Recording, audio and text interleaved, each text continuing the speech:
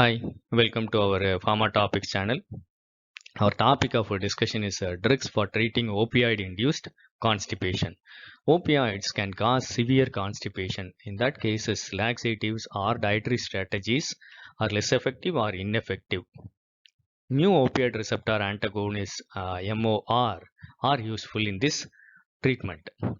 The drugs in this category include methyl naltrexone, naltamidine, naloxegol. It is conjugated with polyethylene glycol polymer, and then naloxone oxycodone combination is available.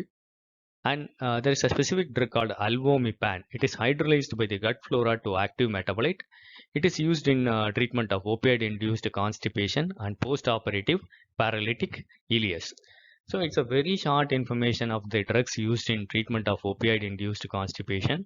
I hope it will be useful for you. Thank you for listening. Happy learning. Kindly share this to more of your friends. Kindly subscribe to our Pharma Topics channel for further updates. Thank you.